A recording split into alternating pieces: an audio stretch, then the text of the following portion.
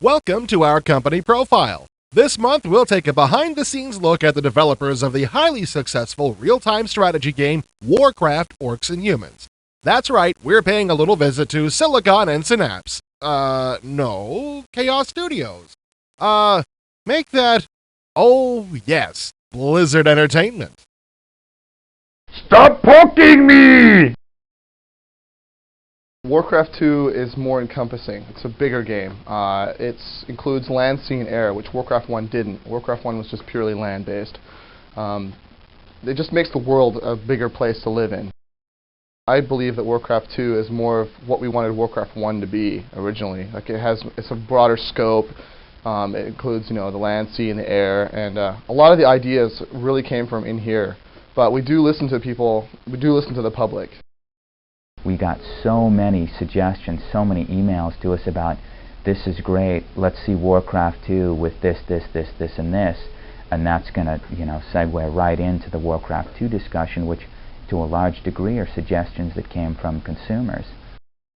The single biggest thing that people wanted was, right now in WarCraft 1, if you move out, the darkness evaporates away. You take that unit back and you can still see where you've been. There's no line of sight. Fog of war is just like, in the first WarCraft you could walk and explore an area then come back. Now you can actually walk into an area and come back and you'll still see where you've been, but you won't see what's actually going on there unless you have units there. It completely changes the tactics of the games. You need scouts and pickets, and flanking maneuvers and ambushes become real, and you can't assume anything. An overwhelming force could be headed in one direction, get flanked, and you go cut the guy's economic backbone. You couldn't do things like that in WarCraft 1, or less could you do that if you explored the area around you. There were really no tactical surprises. That'll be totally different in WarCraft 2, and true military tactics will play a much larger role in WarCraft 2. There's twice as many units, twice as many buildings, twice as much magic. The maps are twice as wide and twice as tall, so 6 players in each game. More is what people asked for. Super VGA, more colors, more graphics. We added everything that people asked for, with the one notable exception, the more races issue. Bringing a lot more races this time around. Before, people were kind of crying out for more races. We're not really going to be able to do 4 races, but what we're going to do is we have the human allies and the orc allies. So the humans, as they go down their path, they sort of meet up with the elves, and they meet up with the dwarves, and they gain units from those guys. On the other side, the orcs meet up with trolls and ogres, and they gain units from that side. One of the examples is like elvish archers. In the first game you'd go footmen, then you just get archers. This time around you're going to have to actually play a scenario and help a little band of elvish archers out perhaps, and then they'll come to your aid. The elvish archers this time around though won't just like upgrade their arrow strength. They might have abilities like move through trees or camouflage or tracking and stuff like that. None of that stuff's set in stone yet, but we're definitely going to give them extra abilities to do with their races. More people, it's going to be 8-player, multiplayer, up to 8-player, I think, between 6 and 8. Also, paramount to this game is there's more resources. There's now, because there's oceans, there's now oil.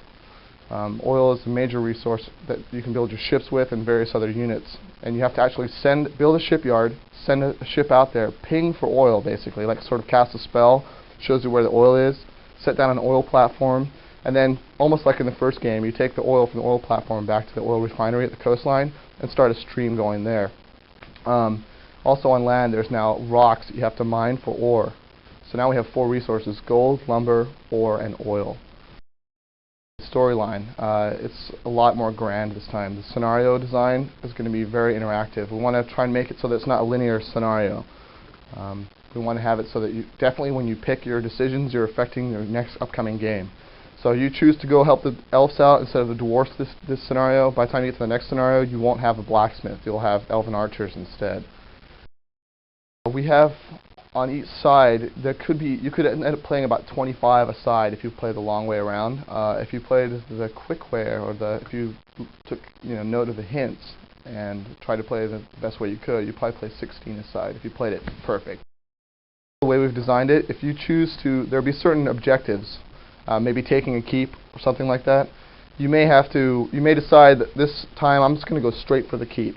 I'm going to attack it with all I've got right now. Or you could wait 2 more scenarios and try to gain support from, say, paladins, maybe gain another spell or 2 through another scenario, rally up the people around the area, and then go attack the keep. So then you end up playing, it takes longer to get there, but you'll have more stuff when you actually get there.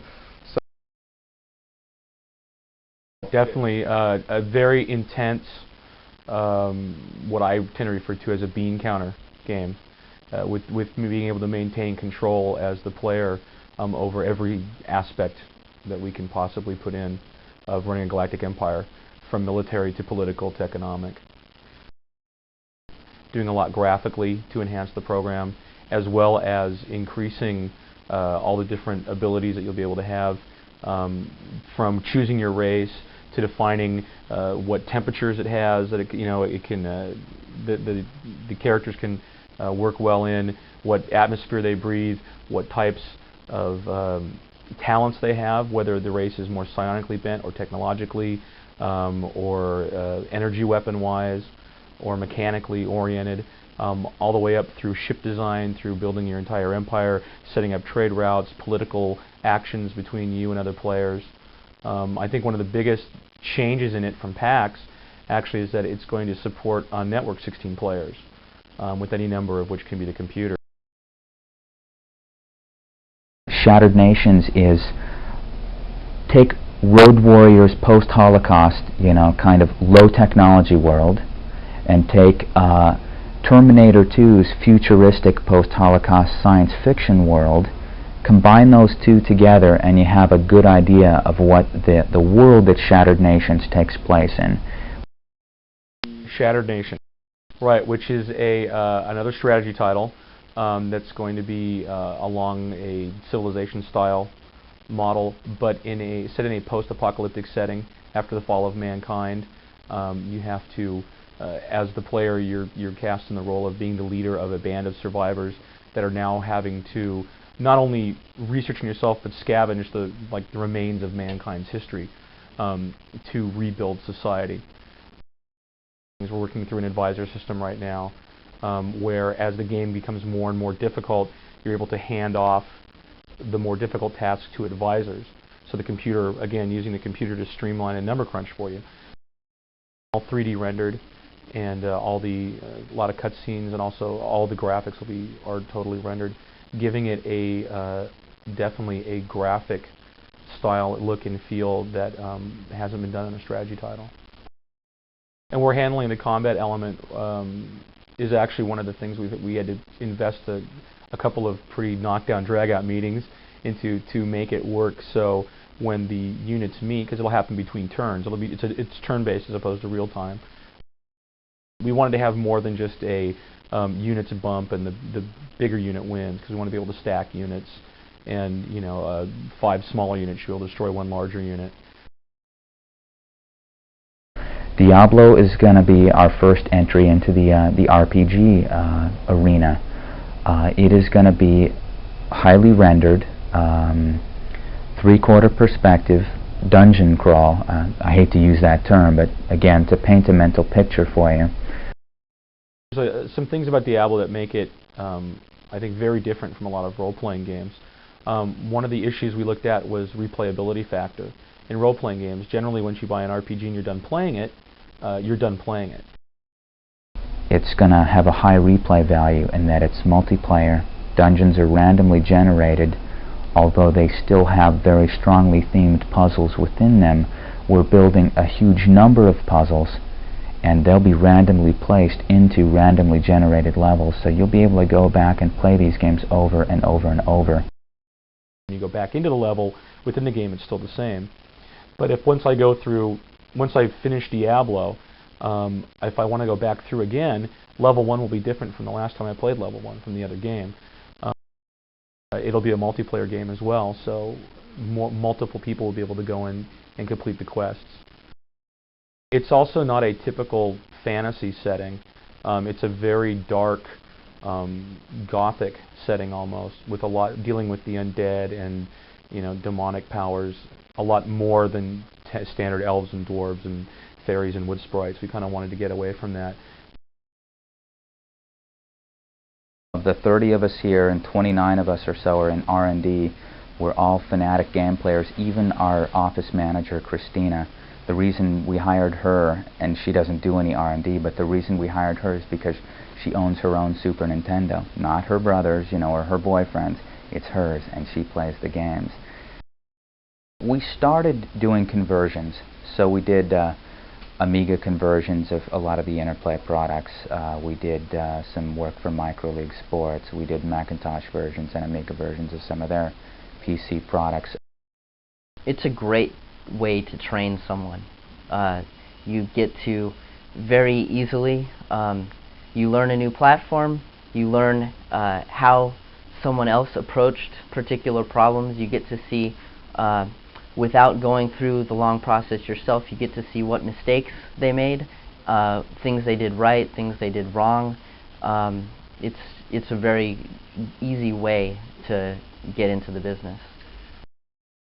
Lost Vikings went on to become the puzzle game of the year, and it's kind of funny because when we started it, we had faith in our own abilities as, you know, as designers and game players, but the concept from where we started to where it finished, 180 degrees, and that sort of defines to this date my design philosophy in games.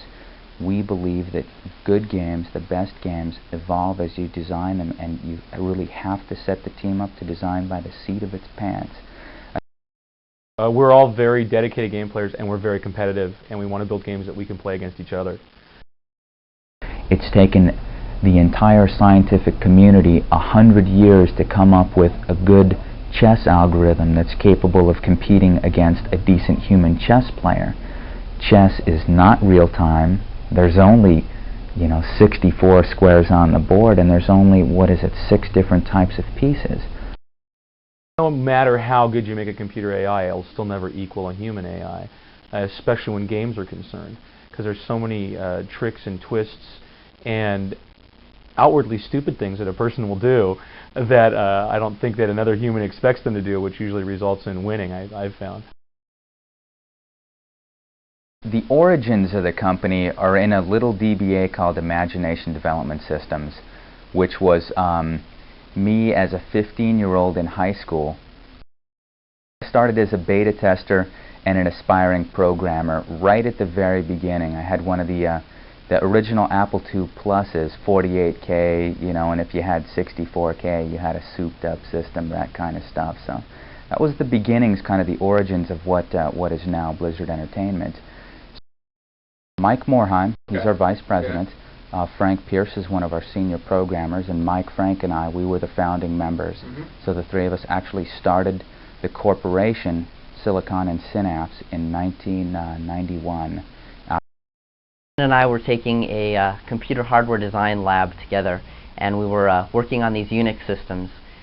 I didn't know Alan very well at this point, but Alan got up from his system, and on a Unix system you can lock it. You type lock, it prompts you for password, you type in your password, and then no one can use your system for 10 minutes, and then it times out. Well, Alan was gone for longer than 10 minutes, so I looked around, he wasn't anywhere. I figured I'd play a practical joke on him. Walked over to his system, re-locked it with my own password, sat back down and just pretended, that everything was, fine. Alan walks back in, sits down at his terminal, and it unlocks. So I look over and my jaw just dropped. I couldn't figure out how he could possibly have done that. Turns out we use the same password.